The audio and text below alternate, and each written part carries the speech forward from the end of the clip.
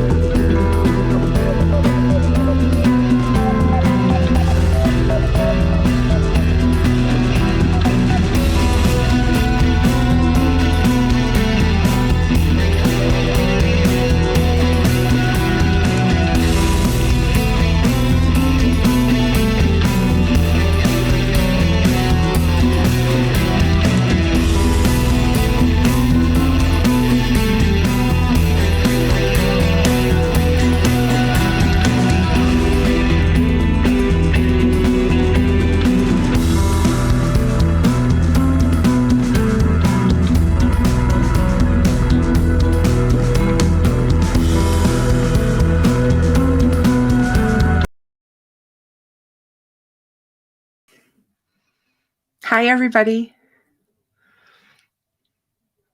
Welcome to Behind the Crime Door.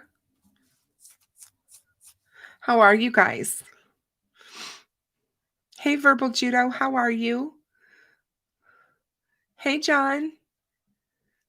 Hey, Tech Deaf. How are you, my dear?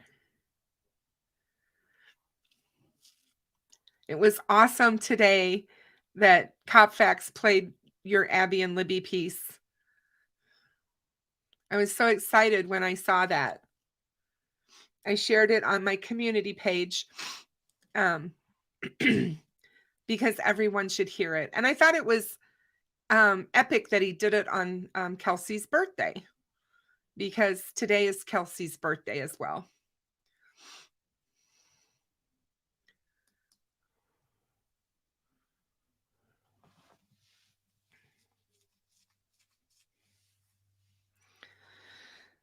Hey, Sierra, how are you?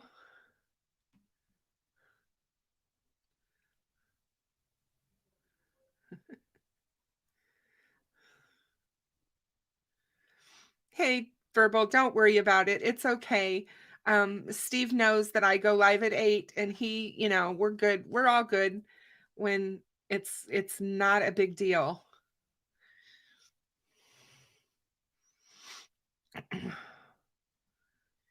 Hey, Kristen. Kristen. Hey, Melissa. I'm sorry. I am so tired. I was up very late last night talking to Allie. We were catching up on some stuff, and I was too late. I had my grandson today, and plus I had all this other stuff going on with the hot water heater, and it's just been a nightmare and a lot of anxiety today, so I'm really tired. I apologize, you guys. It's good to see you guys. Hey, Lynn GMB, how are you? It's always nice to see you guys. Oh, Melissa, thank you so much. I did that intro. I put it together. I wasn't sure how it was going to go over or anything, and I had a couple of issues when I was doing it, but I didn't think it turned out too bad. So I'm glad you like it. I wanted to change it up a bit. I mean, I had used the same intro from almost the entire year. I thought it was time to do something a little bit different. Hey, Sally, how are you? Good to see you.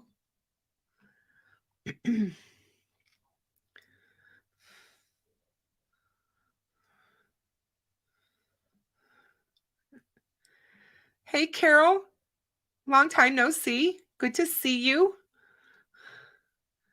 Always nice to have you with us. Hi, Indy Pam, how are you? Welcome.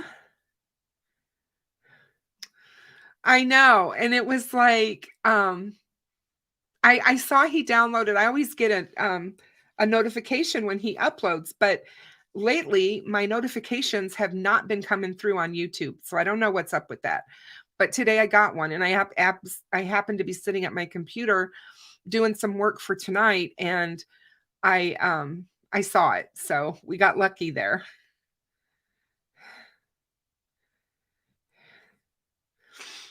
Yeah, it was really nice. Melissa, I'm actually in the Central Time Zone, so I go live at 8 o'clock Central Standard Time, which is 9 o'clock Eastern.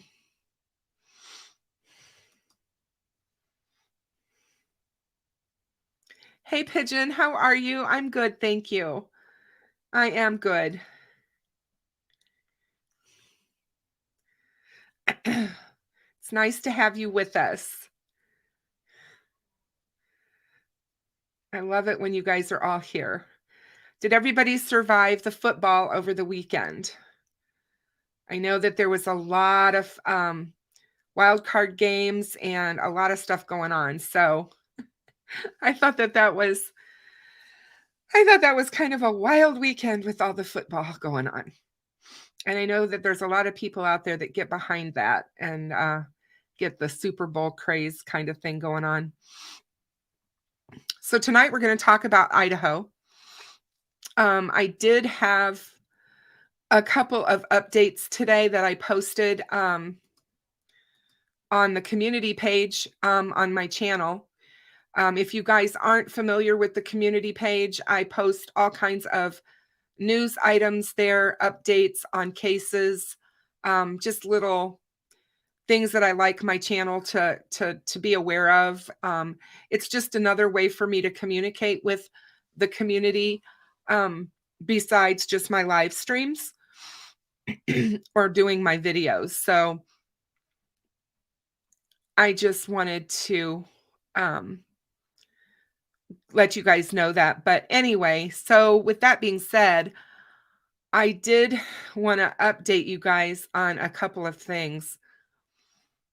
We had talked last week about the 4-year-old little girl in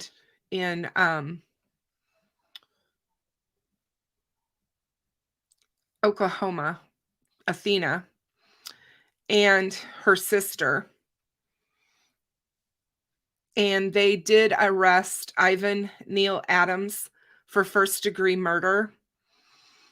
And on the 10th of January, the 5-year-old sister of Athena was located wandering near her residence in Cyril, Latah County, Oklahoma, by a male person.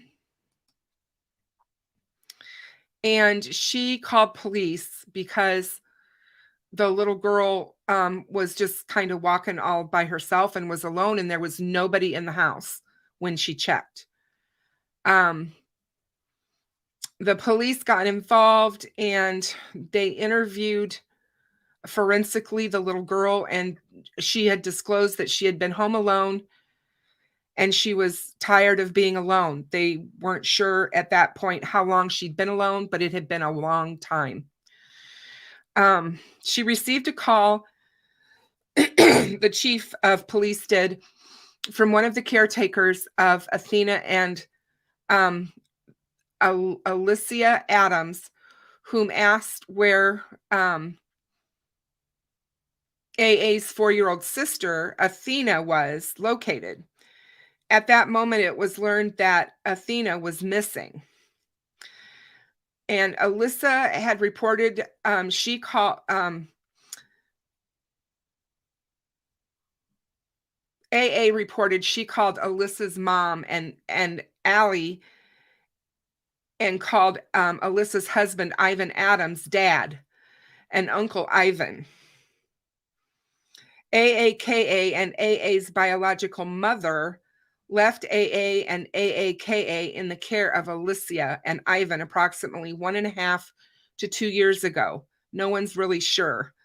But they never took the girls to the doctor for checkups, and they did not enroll AA into school. The review of phone records for Alicia and Ivan did not match what they had provided to Flores. On December 26, 2022, between 4:15 and 5:30, Ivan's phone records show his phone leaving the 225 West Nebraska and address and traveling to near Rush Springs, Oklahoma. Alicia and Ivan had a previous residence located in the Rush Springs, Oklahoma area. On January the 12th, 2023, Flores re-interviewed Alicia and read her Miranda warning, to which she waived. Alicia confessed that on December 25th, Christmas Day, around midnight that night, Ivan beat Athena and held her up by her arms.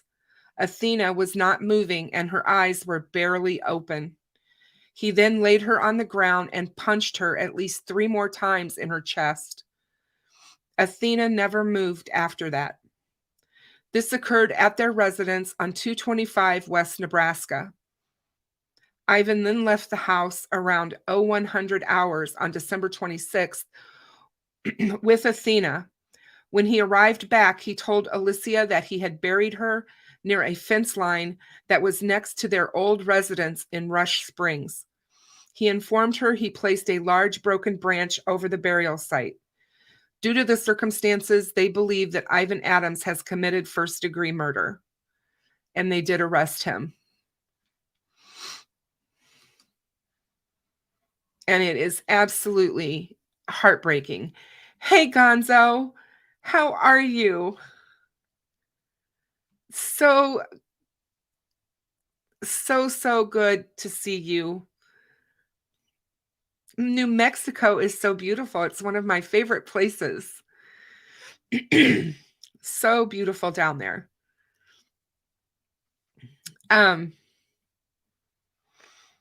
It's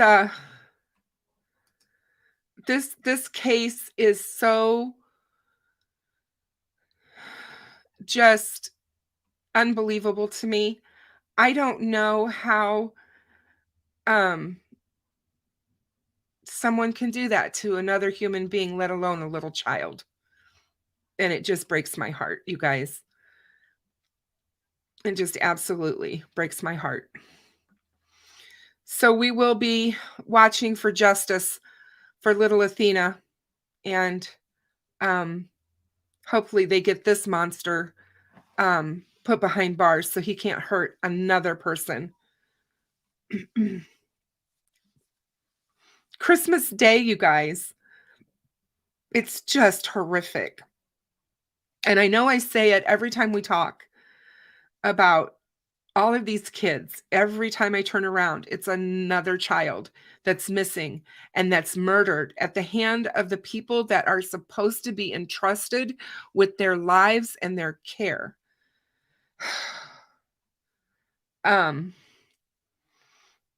Exactly, Pigeon. How can a grown man raise his hand to a 4-year-old child? I just don't understand. Hey, Allie, my love, how are you? It's okay. I know things have been hectic. So it's all good, my dear. It's good to see you, though. So good to see you.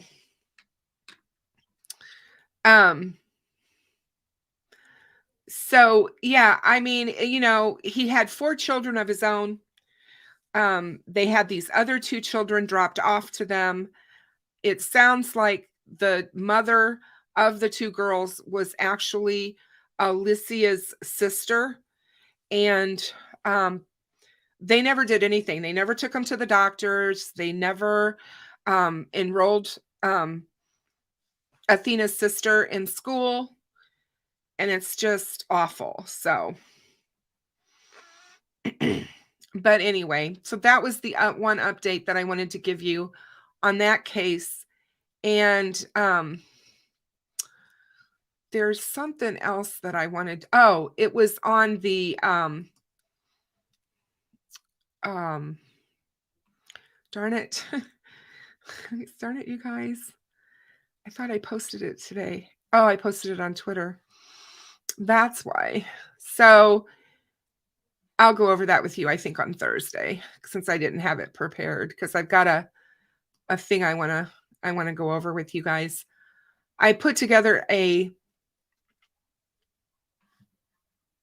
hold on, if I can get this to open. Yay. How does that work?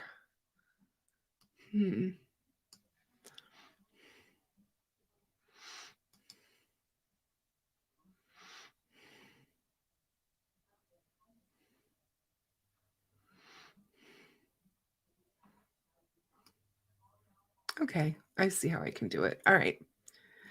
Oops. Sorry, I just got it to download. So I put together a presentation that I want to show you guys. And so I'm hoping that it will all work out here and I can see everybody and see my presentation. So give me a minute to fix my screen while I do that. Hey, Thistle. It's so good to see you guys. All right, so I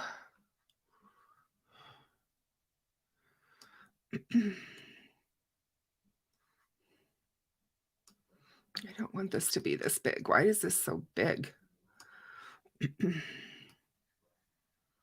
Much better. Much, much better.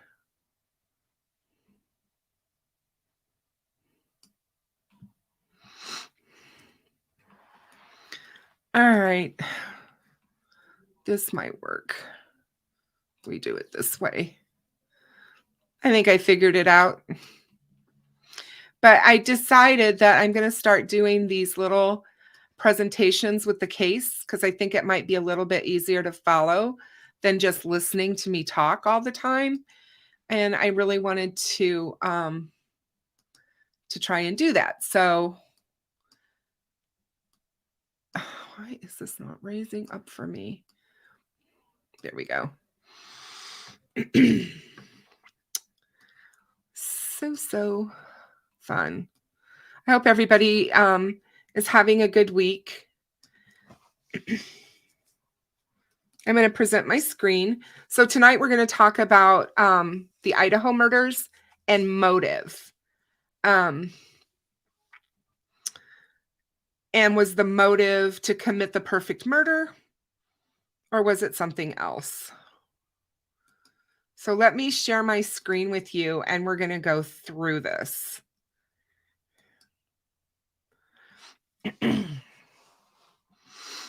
So the Idaho murders, what do we know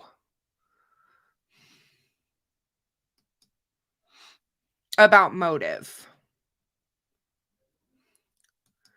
So one of the things that we know is that Bryan Kohberger did a Reddit survey.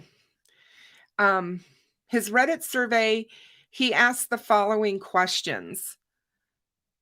Did you struggle with or fight the victim? And these are questions that he put to a Reddit group of people who had been accused of or convicted of violent crime. Did you struggle with or fight the victim? How did you travel to and enter the location where the crime occurred? How did you leave the scene? Did you prepare for the crime before leaving your home? Please detail what you were thinking and feeling at this point. After committing the crime, what were you feeling and thinking? And as you look at these questions, so many things come to mind. At least they did for me. These questions came to me as maybe it's because now we know he's been accused of these 4 murders, but I started looking at that and, oh no, I'm so sorry to hear that, Melissa. I hope he's okay. It's so hard when they fall. But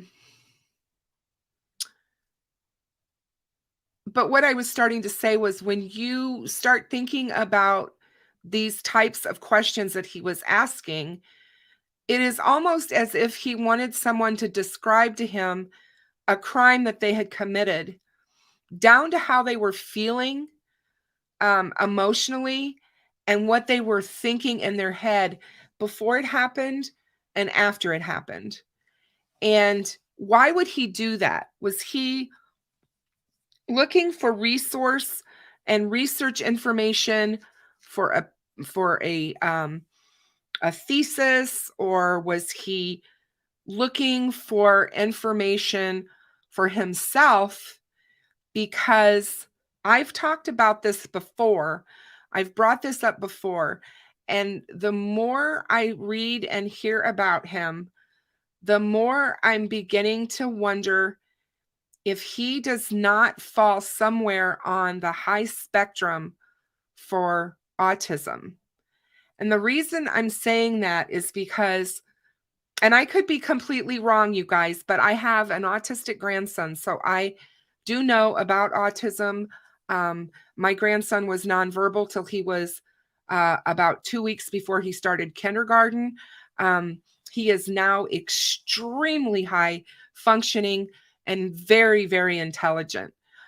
He is an absolute math whiz. He's off the charts with memory. His memory is unbelievable.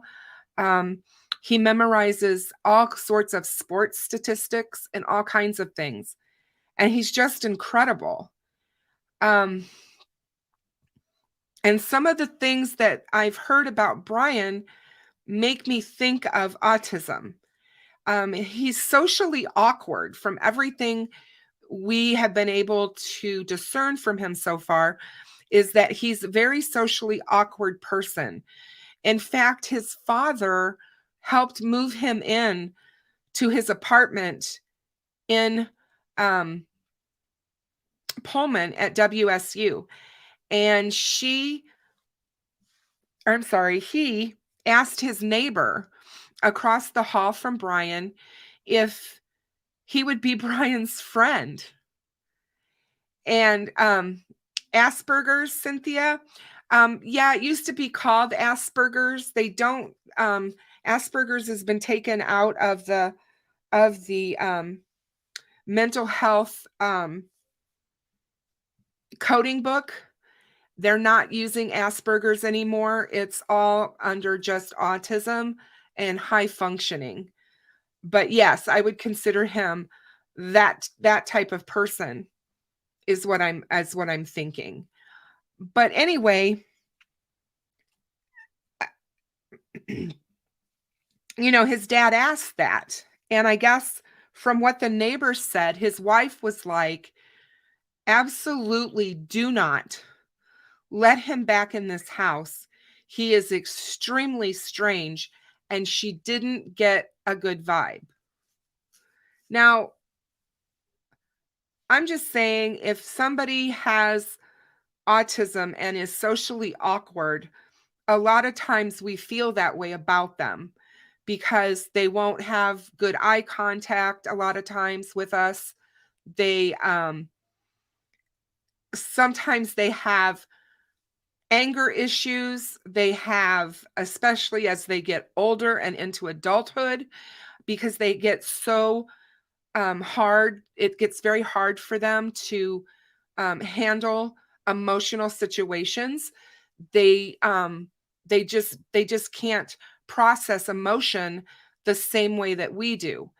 They also have trouble basically resetting themselves if they do get overwhelmed or whatever. And so they have a lot of times they have anxiety, they have OCD, and a lot of times they also have what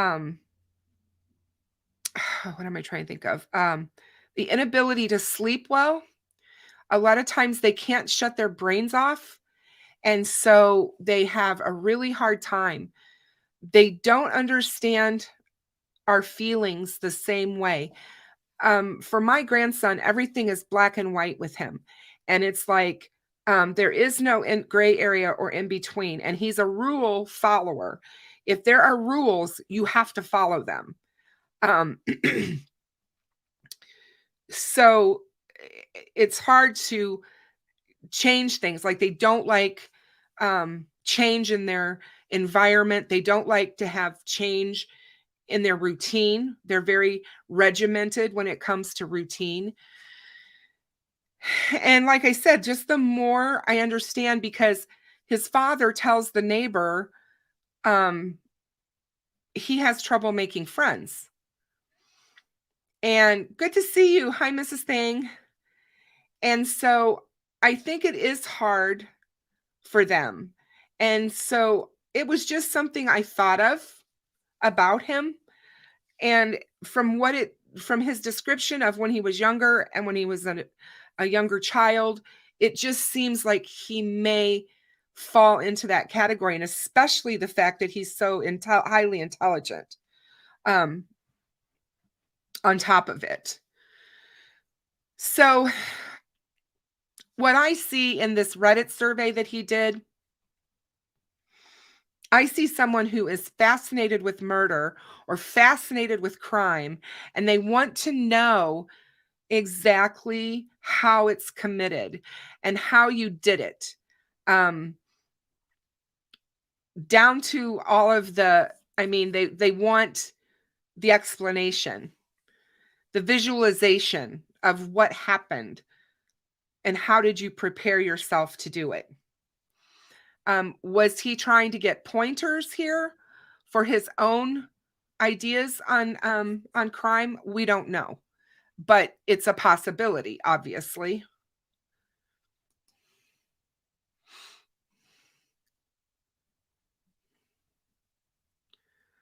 Experts speculated that he purposely left an empty knife sheath. There are people out there, experts, that are saying that that was not an accident.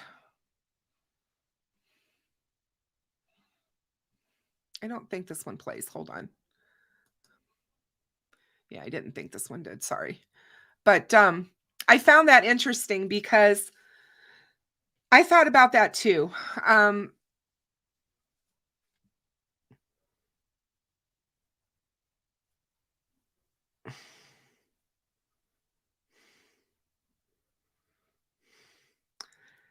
It's like if you have someone who in your life who is going to do something like this, and they're going to go to this crime scene, and they're going to have all of these things planned out, and everything speaks to the fact that he absolutely planned this out, and he's highly intelligent, and it seems to me unlikely that he would leave that sheath by accident. But if he is absolutely overwhelmed, then I can see how that could happen. I also believe that I had the flow of the crime wrong. And I don't think they've really told us what the flow of the crime is. But I do believe that I believe the two girls were I believe Kaylee and Maddie were possibly killed last rather than first. And I know that doesn't seem right by what we see here with the affidavit, because it sounds like he was coming down the hall from that room and then just left.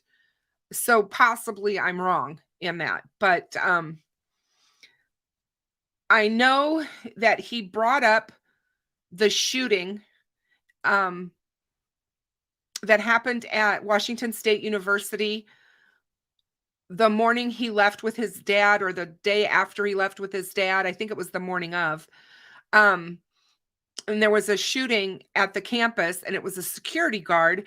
And I think he's trying to blame this guy, or make him be like the person who did this crime.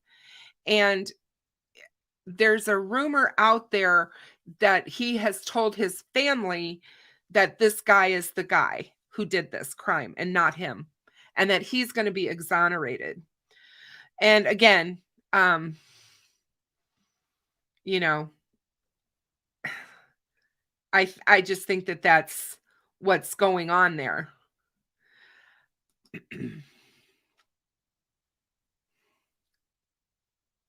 Okay, so we're going to listen to this video for a second.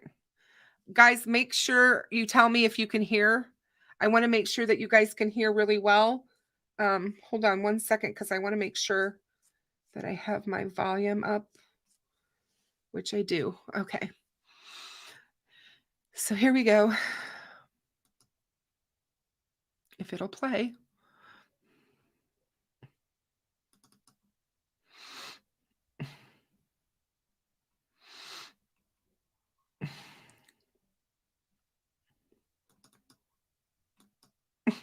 Sorry, guys. I bet you none of these are going to play. Oh, so much for my beautiful idea here. Hold on. Let me see if I can get this one to play. Oops.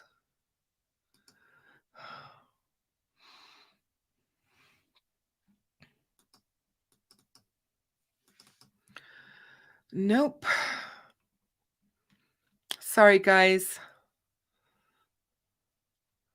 Just bear with me here.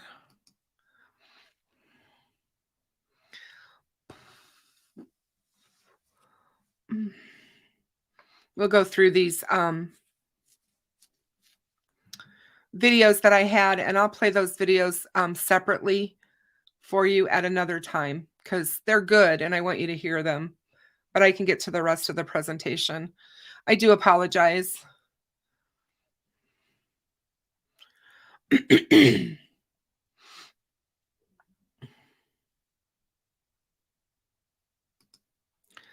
So 2 weeks before the slayings of the 4 University of Idaho students last November, the man accused of killing them sent a series of messages to one of the victims on Instagram. An investigator familiar with the case has told People magazine. In late October, an account that authorities believe belonged to Bryan Kohberger sent a greeting to one of the female's victims. The source says when he didn't get a reply, he sent several more messages to her. He slid into one of the girl's DMs several times, but she didn't respond. The source tells People.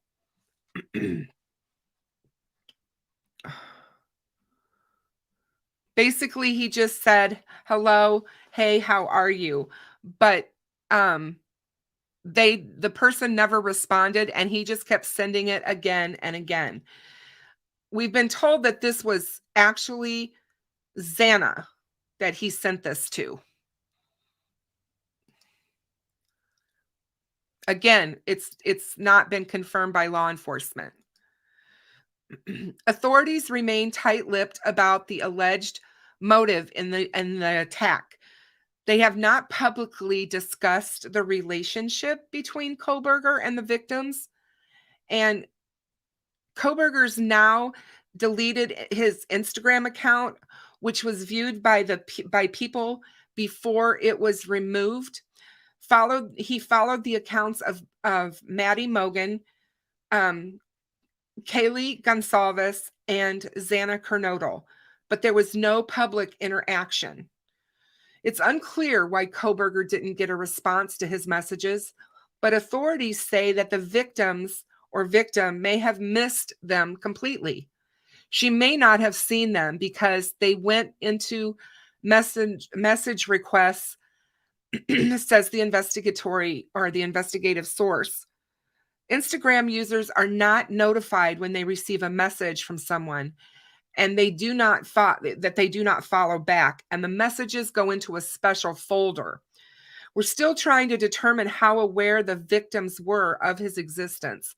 There's no indication that he was getting frustrated with her lack of response, the source adds, but he was definitely persistent.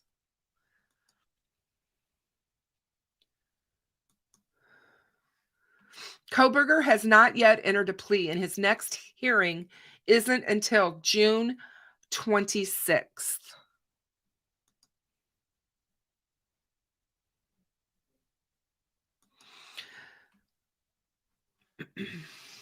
Oops. Nearly 7 weeks after the slayings of 4 University of Idaho students, Bryan Kohberger was arrested on Friday, December 30th in Pennsylvania in connection to the murders of Madison Mogen, Kaylee Goncalves, Xana Kernodle, and Ethan Chapin. Goncalves 21, Mogen 21, Kernodle 20, and Chapin 20 were stabbed to death in an off-campus rental home in Moscow, Idaho on November 13th. Ethan was not a resident in the home, but was staying overnight with girlfriend Kernodle. It is also to be noted that Kaylee Goncalves had already moved out of the residence, according to her family, and she decided at the last minute to attend a party on Saturday night with her best friend, Madison Mogen, and she drove there back to campus from home because she wanted her best friend to see her brand new Range Rover or Land Rover that she had purchased, all on her own. She had just was graduating in December, and she was leaving for Austin. She had gotten a job with the place she was doing an internship for in the IT world, and they had offered her a paying job.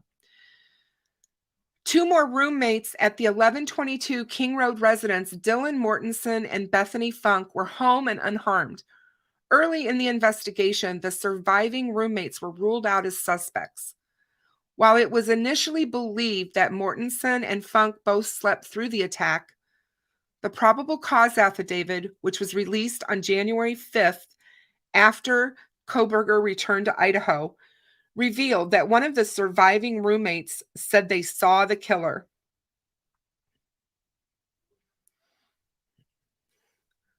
The roommate described a figure clad in black clothing and a mask, who walked past her as he left the crime scene, and she heard crying on the night of the killings.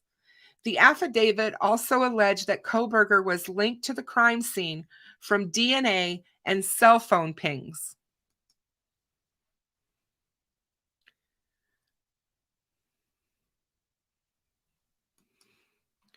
Some of those who knew Kohberger were taken aback at all the allegations, while others expressed less surprise.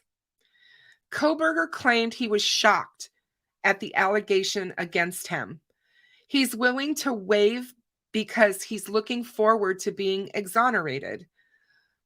Labar explained those were his words. Whether that means he's innocent or not, it implicitly, in saying he wants to be exonerated, that he's innocent. He didn't use the word innocent. And Labar was his attorney that helped him during his extradition from Pennsylvania.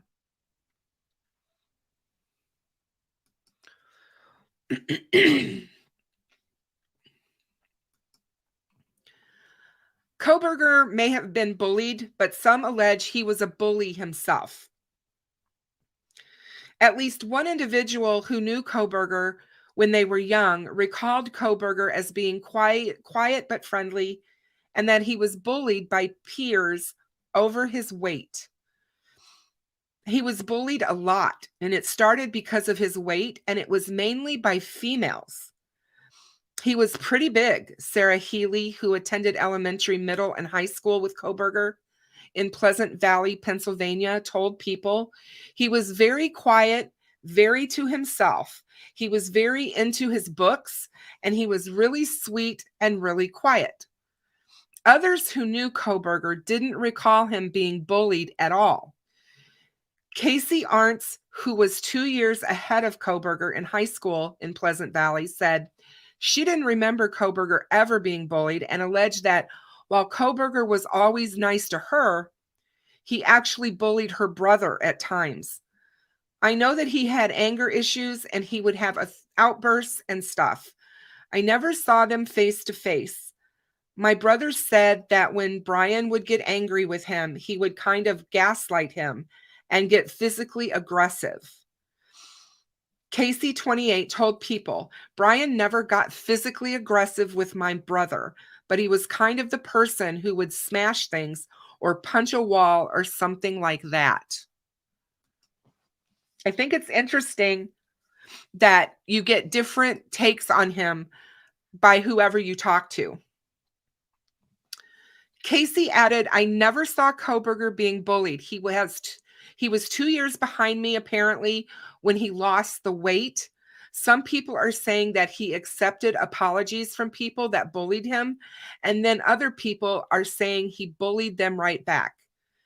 Casey's brother, Thomas Arntz, 26, told the New York Times that his and Kohberger's friendship ended after what began as playful ribbing and jabbing escalated to mean-spirited bullying, including Kohberger allegedly putting Thomas in a headlock. Over time, it just got so bad that I just shut down when I was around him, Thomas said. I eventually just had to cut ties with him.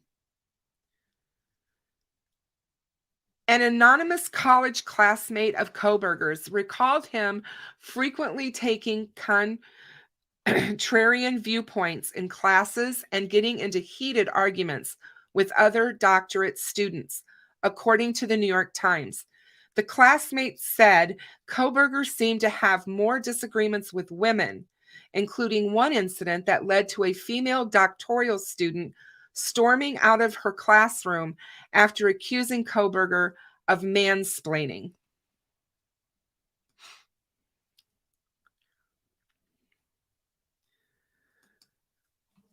He allegedly used heroin as a teen, and several of Kohberger's classmates from his teens recalled him using heroin, with some allegedly that Kohberger offered the drug to others before he went to rehab in 2013. Lee Mack, who graduated from Pleasant Valley High School in 2012, told people she befriended Kohberger after meeting him at a party. Bryan never gave off red flags that I knew of. He was always weird, but what teenager or teenage kid who's trying to find himself isn't weird, you know? She said nothing that Kohberger briefly joined her friend group, but they grew apart after Kohberger allegedly offered another friend heroin.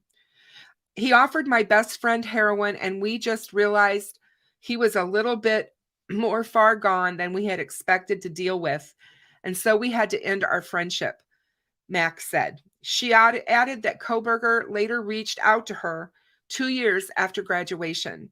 He said, hey, I'm getting clean. I want to do something really good for my life and for people.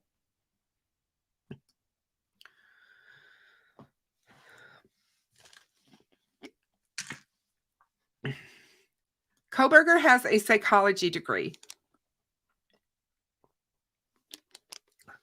He earned a bachelor's degree in psychology at a local community college near his Eastern Pennsylvania hometown, the New York Times has reported.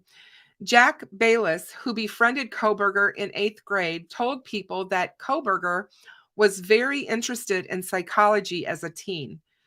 He is super curious, probably the most curious person who you'll ever meet, guaranteed, Bayless said.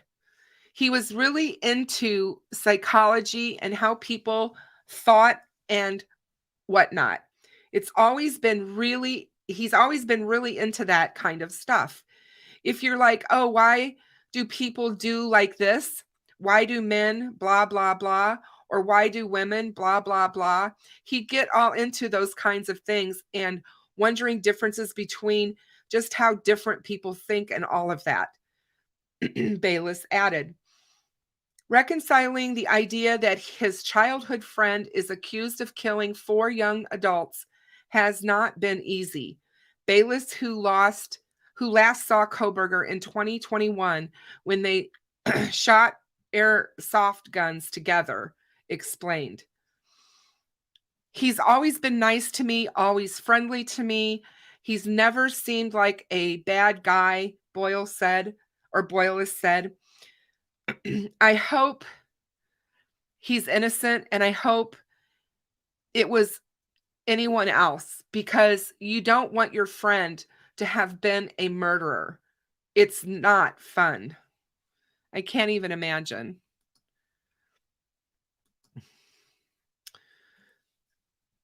He received a master's degree in criminal justice at DeSales University. DeSales University confirmed in a statement that Kohberger was an alumni and that Kohberger received a bachelor's degree in 2020 and completed his graduate studies in June of 2022. A message on the university website read, Kohberger received a master's degree in criminal justice. While studying at DeSales, Kohberger posted a since-deleted call on Reddit for ex-convicts to participate in what he said was a study sanctioned by the university on how emotions and psychological traits influence decision-making when committing a crime. One of his classmates of DeSales, Brittany Slavin, told the New York Times that Kohberger seemed rather interested in serial killers and developing theories on what happened at crime scenes based on photos presented in class, but that his behavior didn't raise any red flags for her at the time. At the time, it seemed as if he was just a curious student.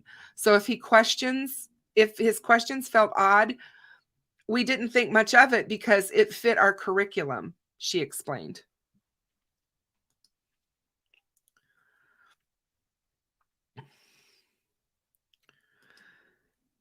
Casey Arntz recalled Kohberger being interested in criminal justice when he was still in high school, but she believed his addiction delayed his plans to go to college to study the subject. He definitely was interested in criminal justice back then, she said, and I'm seeing from other people now that from former friends and acquaintances and even teachers that said he was always interested in it and that he loved crime movies and TV shows and stuff like that.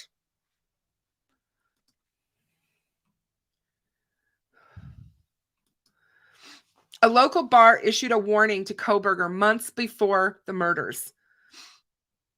Several months ago, Kohberger was warned about his interactions with women working and frequenting a bar in Bethlehem, Pennsylvania. Jordan Skrulnek, the owner of Seven Sirens Brewing Company, told NBC News. Skrulnek explained that the bar staff scan IDs of all patrons and that they can add notes that pop up in their internal system. Staff put in there, hey, this guy makes creepy comments. Keep an eye on him. He'll have 2 or 3 beers and then just get a little too comfortable, Skrulnek recalled. The brewery owner added that Kohberger would often sit alone at the bar, observing and watching other patrons, and that he asked female staff and customers questions about where they lived and who they were with at the bar. Skrulnek said that if women weren't interested in conversing, that Kohberger would get upset with them a little bit, and that Kohberger called a female staffer a B word when she wouldn't answer his questions.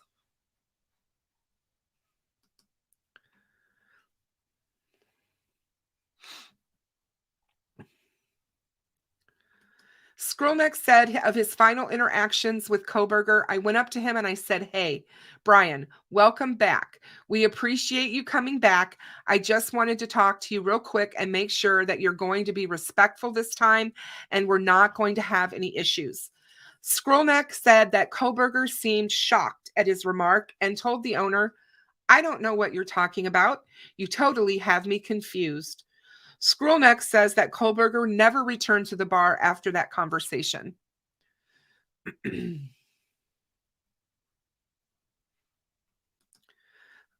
Kohberger was getting a PhD. Whoops. Sorry, guys. No. Come back here. There we go. Stop. Kohberger was getting a PhD in criminology at Washington State University. At the time of the murders, Kohberger was a PhD student in criminology in Pullman, Washington, about 8 miles from the Moscow, Idaho residence where the 4 University of Idaho students were slain. The Washington State University Department of Criminal Justice and Criminology removed its graduate student directory from its website. They replaced it with a statement expressing condolences to the victims and their survivors. We removed the webpage containing the listing and contact information for graduate students in the CJC department. This decision was done to protect the privacy of our graduate students, the statement reads in part. We stand in sympathy with families of the victims of this horrible crime and remain dedicated to the pursuit of justice.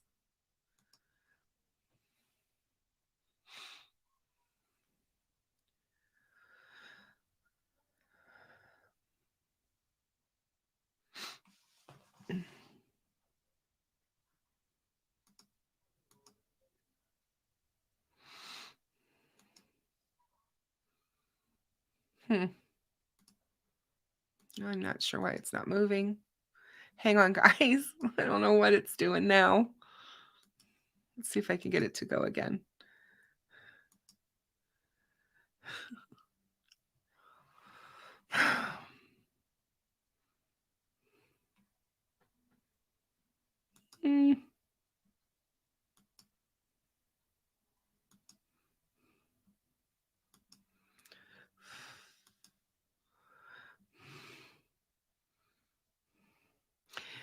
B.K. Norton, a classmate of Kohberger at Washington State University, who took the same courses as him last semester, described Kohberger to people as intelligent but quiet. Norton said Kohberger was more of a loner in the program and claimed that Kohberger made disparaging remarks about the LGBTQ community. I didn't socialize with him because he had made anti-LGBTQ comments, and I'm a queer individual. Norton told People. If indeed Kohberger committed the crimes, Norton said, as a criminology student, I'm sure he knew what charges he'd receive. Norton said that Kohberger generally kept himself to himself, but also noted, I know that there were students meeting with him after the murders. He was quiet and stared a lot, but after the murders, he seemed more willing to talk and hold a conversation. I just find that so cringeworthy. I don't know about you guys, but I am just like, what in the world?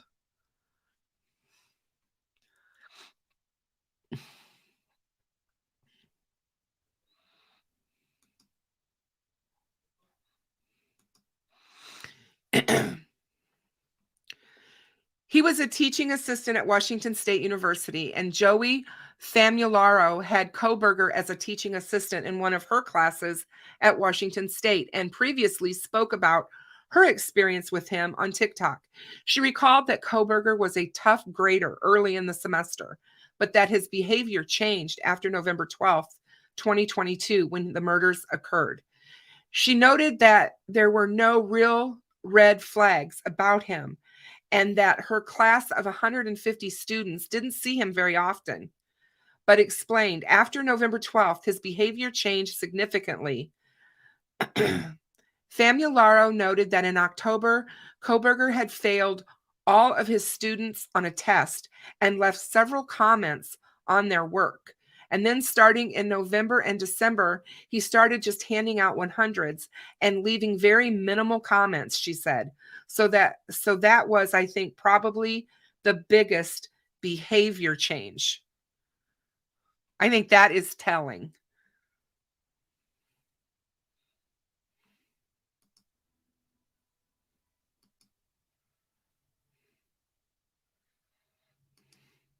Kohberger was pulled over twice on a road trip before his arrest.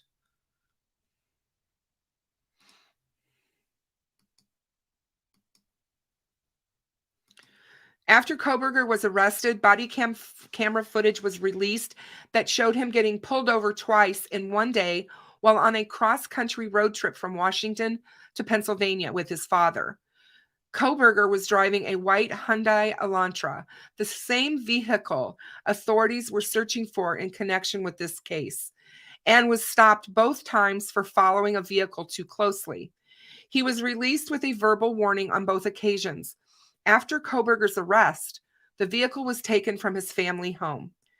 At the time of the traffic stop, there was no information available on a suspect for the crimes in Idaho to include identifying information or any specific information relating to the license plate, state, or number of the white Hyundai Elantra, which was being reported in the media to have been seen in and around where the crime occurred. The Hancock County Sheriff's Office said in a statement obtained by multiple outlets.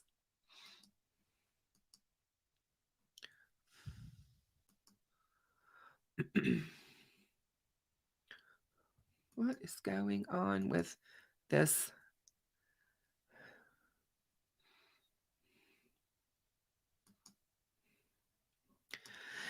His DNA was found on the sheath of a knife left at the crime scene.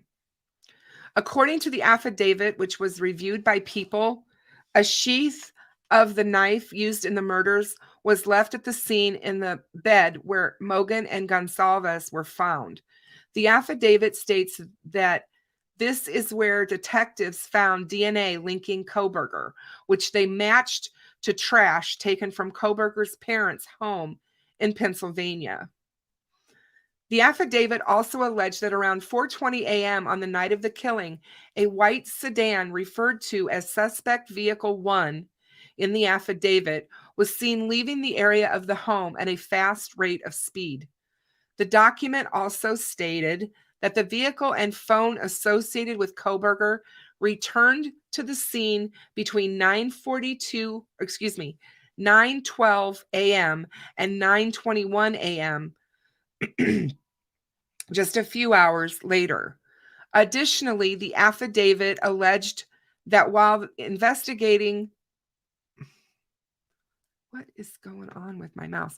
While investigating previous cell phone pings, authorities learned that the cell phone associated with Kohberger pinged in the area of the 1122 King Road home where the killings took place on at least 12 occasions prior to November 13th, 2022.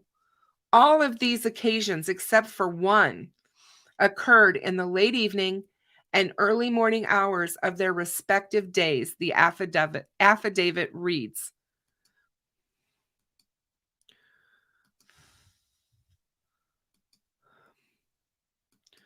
He spoke about the slain students during his extradition.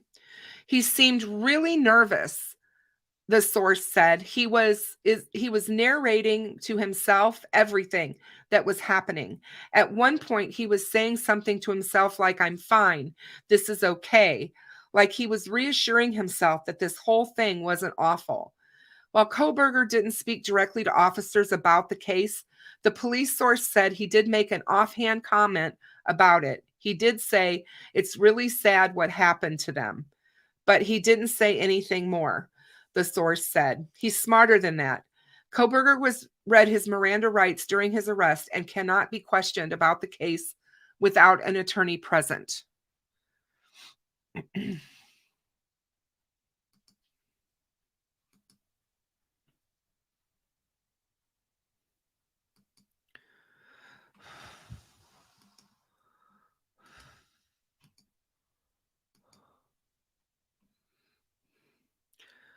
Kohberger messaged one of his victims on Instagram. And this is what we've talked about before. 2 weeks before the students were killed, Kohberger sent a series of messages to one of the victims on Instagram. An investigator familiar with the case told People. An account that authorities believe belonged to Kohberger sent a greeting to a female victim in late October. When he didn't get a reply, he sent several more messages to her. And we already have gone over this. So they just said he was very persistent. He kept sending it over and over again. The Moscow Police Department is still asking for anyone with information about the killings or Bryan Kohberger to call 208-883-7180 or email tipline@ci.moscow.id.us. And I thought that it was poetic to end this presentation with the victims, because I wanted you guys to know it's really important for us, even though we talk about how much these suspects, were just always talking about them and talking about their names and everything. And the victims kind of get lost in the shuffle. And you know how I feel about that. So I just thought that it would be good to just show some pictures of them. Hey, Unsolved, Allie, thank you so much for being here tonight. I miss you. I love you. And have a good evening. And we all have talked about Ethan's smile tulips. I told you about the fact that one of the kids that he worked with at the tulip farm over the summer got the idea to do tulips in his name. And so they did come up with these tulips. And oh, Allie, thank you so much for your super sticker. I really appreciate that. Thank you so much. You have a good one. So Ethan's smile is the tulips, and they're yellow and white, and I think they're absolutely beautiful. I'm going to try and get some to put in my own flower garden. So here we've got the students are actually planting the tulips in these flower beds that they designed that says Ethan's smile. It has his name in these letters, and it's going to be at the tulip farm. I think it's absolutely the best way to remember him. I just love it. John, thank you so much. I appreciate you. Thank you. Thank you. So there you go, guys. That's really cool that they're doing that in memory of him. And then we've got best friends, sorority sisters, and roommates. I think we've all have heard the stories about Kaylee and Maddie and how close they were from 6th grade on up. And they probably remind a lot of us of our own selves with our own best friends. I surely know that they do with me. From what I understand, Lynn, the location that he worked for in, I think it's in Washington, the state of Washington, if I'm not mistaken, they are going to put them online to where they can be bought this spring, and you can buy the bulbs and plant them in your own gardens. I will try and get the name.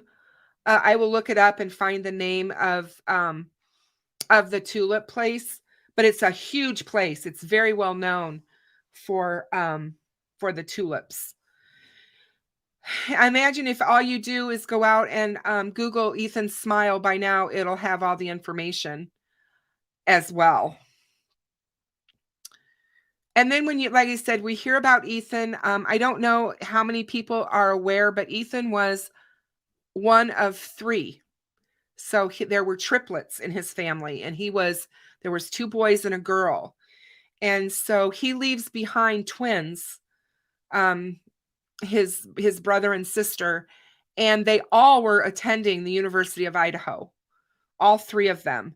Their parents said that they never did anything separately. They always did everything together. So when it was decided that they were going to the University of Idaho, it was just known that, yeah, they were all going to go together. And I just think that that speaks well of them and their relationship.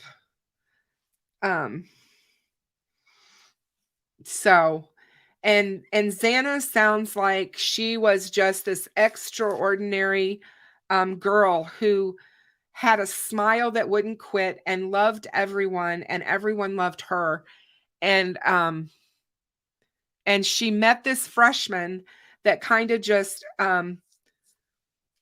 knocked her socks off. And they had been together since, I believe, sometime in March or April of 2022 is how long they had been together.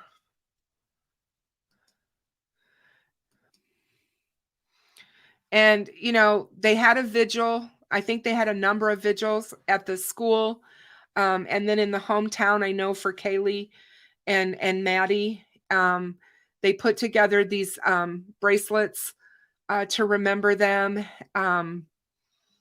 because, you know, Vandals Strong is the Vandals are the mascot for the University of Idaho.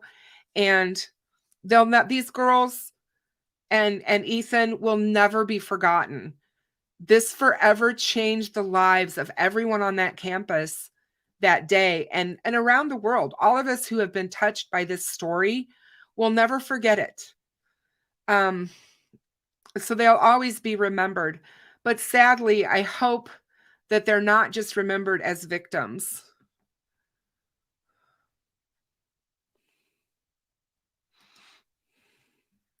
So the Moscow Police Department is still asking anyone with information to get a hold of them. And so I just put this out there again so that, you know, we make sure that we have that information out there for anyone that may be watching that does have, you know, good information or information.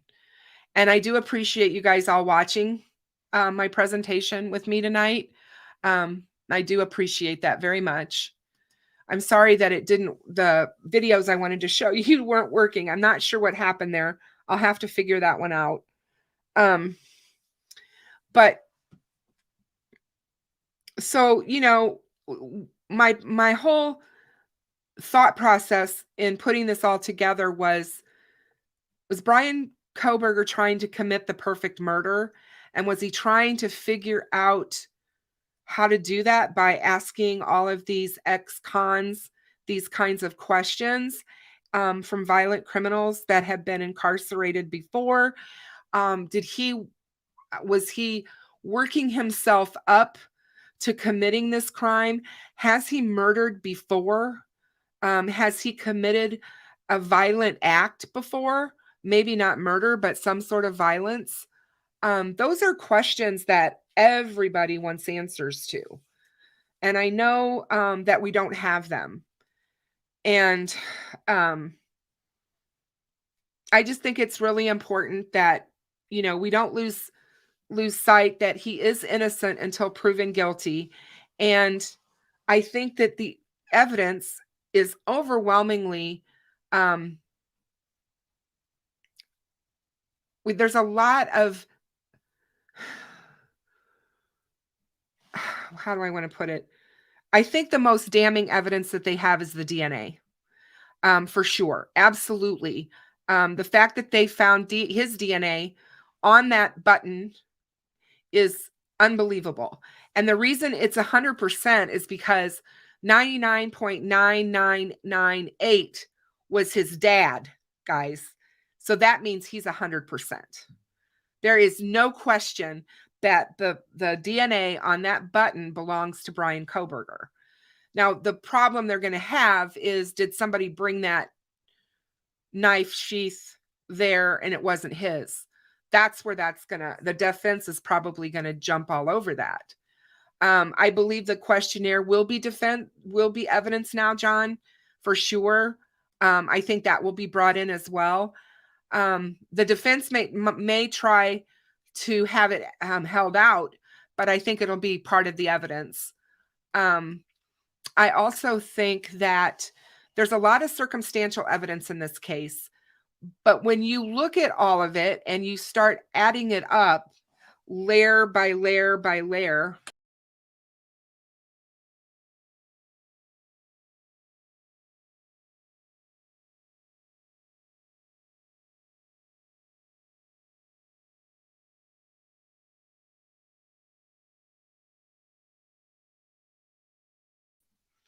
hey guys, so sorry. I just kind of, my whole screen just kind of went nuts on me. I lost everything.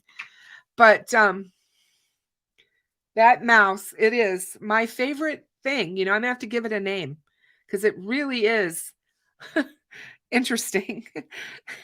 I just touch it and it's like, whatever. Hey, Chris.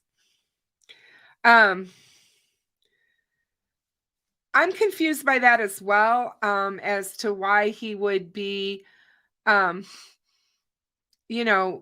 he would have made all the mistakes that he made. Especially Grizz is laughing at me.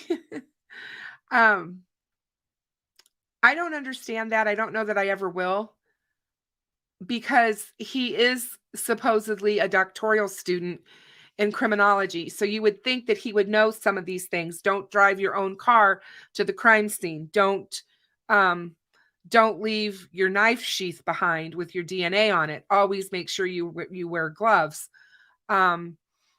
Your cell phone, turning your cell phone off right before the murders happen and then turning it right back on after the murders are over kind of shows suspicion, as well as if you're going to stalk the location where these murders have occurred, you might not want to take your cell phone there while you're doing it, because it's just insane.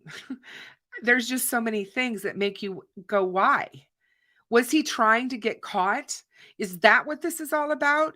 Is he really trying to get caught for this?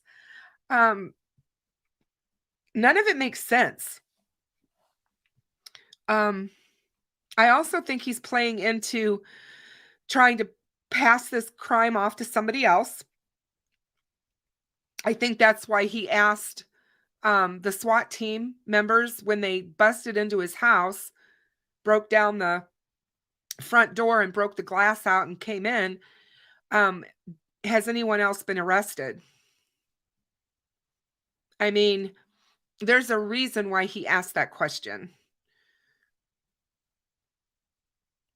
And I just think that everything he's done has been for a reason. We know that they, Lynn, it's very possible that they do have more video than what we know of, because they have asked, I think it was on the 19th of November, they put out a police bulletin asking the public for help.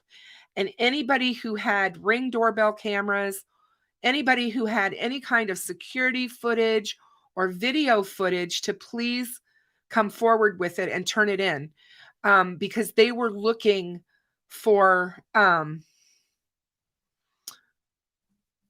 video of him. They wanted more video of him possibly being in the area. And I'm wondering if people who have the rings can go back in their history. People who pay for that can go back in their history and see if they can find that car or him or whatever. So yeah, Lynn, he did. He absolutely did. Yep. Yeah. And it's not an uncommon thing. They're trying to get the focus away from them, So, they're wanting the focus to be on someone else. I didn't do this. But we've learned a lot about him. And like I said, there's he seems to have a lot of unusual quirkiness about him, and it's not uncommon for people who are quite intelligent to be that way, quite frankly. Um, to have social awkwardness and kind of be a loner. I mean, it's just not uncommon. Those are not just damning things, but I think when we start looking at everything and the totality of all of it and all of these things put together, it paints a picture of someone who was hell bent on heading down a path of no good.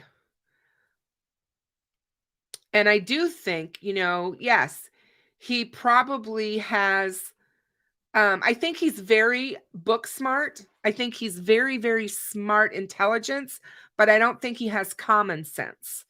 And we see that a lot with people who are extremely high intelligent, and people who happen to be on the spectrum too. I mean, if you look at Albert Einstein, he was absolutely very highly intelligent man, but he couldn't tie his own shoes. So, I mean, there's that. Bryan knew he was smart, and he knew he was smarter than everyone else around him. And those type of people tend to be narcissistic and very cunning, and always looking to manipulate and have the upper hand. And I think it's very possible that to Bryan, all of this was a game, and he was playing a game. He was just using real people to do it, because I just think he was trying to outwit the police, or thought that he could outwit the police and that he would not get caught. I don't think he ever imagined that the car would come down to where it was, because once the car became the deal, that's how quickly they got him. Once they realized they had that car, and when they had those security officers at WSU find that car sitting in his in his parking area, they were like, wow, and that's just kind of how I feel about it. But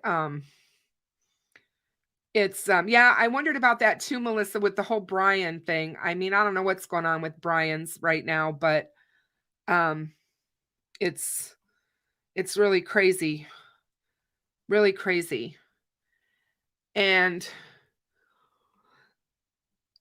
it will be interesting to see. I think he was watching. I told Steve, Steve from True Crime Web had a great live tonight. I was able to catch the first half of it. I'm going to finish watching it tonight after my live. But I told him, I firmly believe that Bryan Kohberger was watching every single thing that was happening with this case. And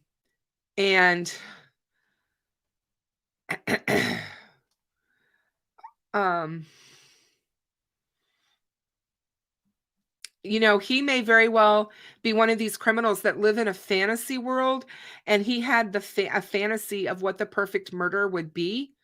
That's possible too. And he tried to play out his fantasy. I don't think that he saw people's emotions and people in general the same way we all do. To him, that's why I think there's no remorse. And anything, like I said, anything is possible. He could have very well been in that house laying in wait when they all returned. They may not have known that. We don't know exactly what happened there. So there's all different scenarios, but I definitely believe he was watching them. from afar, but not too far. And, within 9 minutes, he basically wiped out 4 people's lives.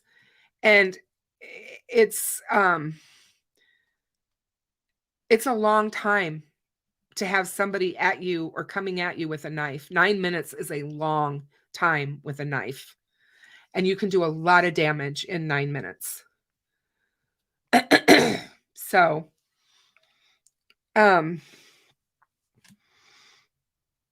I think we may find out that this case isn't what they all thought it might be. Because there's so much speculation, that there's a obsession with criminology.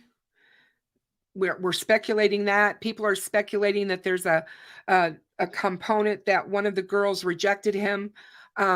We don't know that. They've not even been able to show that yet. I still say that there's a possibility that he interacted with Xana and Maddie at their place of business because he was a vegan, and that restaurant, the Greek restaurant in Moscow, has vegan options.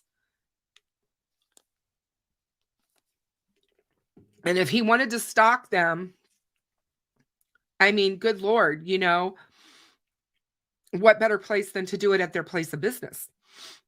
So it will be interesting to see what happens. But yeah, we're going to have to wait, guys, because the gag order is in place. We're not going to get much more information coming out. And we have until June before they even do his preliminary hearing. So a lot can happen between now and then. And Bryan may find out that it is not fun to be in jail. And it's going to be something else. But I do appreciate all of you hanging out with me tonight. I am sorry that my presentation didn't work the way I wanted it to. I'll work on that so that it gets better. But I just thought that would be like a better way of kind of putting all my thoughts and stuff together. And so I pulled out a whole bunch of quotes and stuff like that from articles. And I thought that was really a good way to do it. But, do you guys have any questions or comments or anything about the case? I do have a announcement.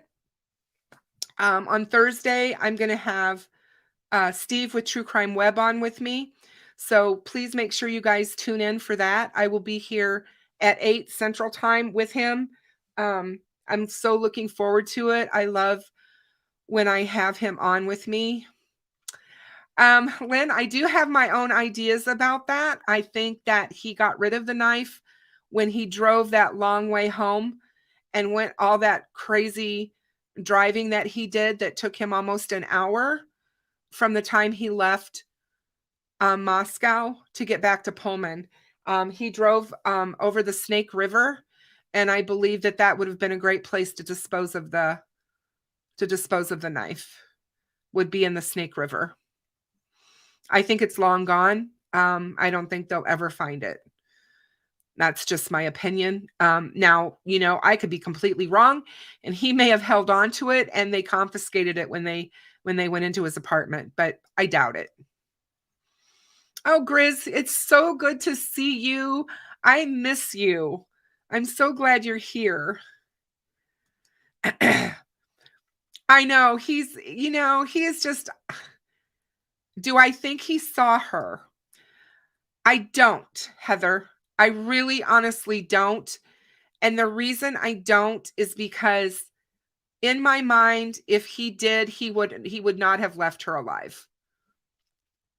I just don't believe he would have left her alive if he thought for a second anyone saw him. I'm sure that when he saw that come out in that affidavit, that had to have just been a complete shock to him. Yeah, Grismatically is awesome. He's been with me for so long as my moderator, and I have so much respect for him. So, but yeah, you guys, I love Steve, as you guys well know. We have this this back and forth love of one another, and I just respect him so much. So I really enjoy having him on, and he always makes the show fun. We always end up in a great conversation, and yeah, I just yeah, I don't believe, Melissa, that he would have done anything to the other two. I honestly believe that he didn't intend for, I don't think in my mind that he thought Ethan would be there. Ethan did not normally spend the night with Xana, because he was in a he was in a fraternity, and it's against their rules. And so he had to be home. And so I do not believe he did not normally spend the night with her. He would leave middle of the night, early, like around the time around 4. And I think that that's a possibility, that he was getting up to leave and was confronted by the killer, by the murderer. Now, if it's true and he was killed in the hallway, as they say, that would make sense. Hey there. How are you, Derek? Oh, we are good. How are you? Yeah. So good to see you.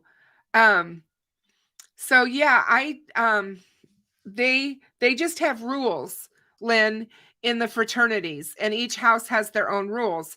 And he was a freshman, so their rules were he could not stay out all night. He had to be back in his room.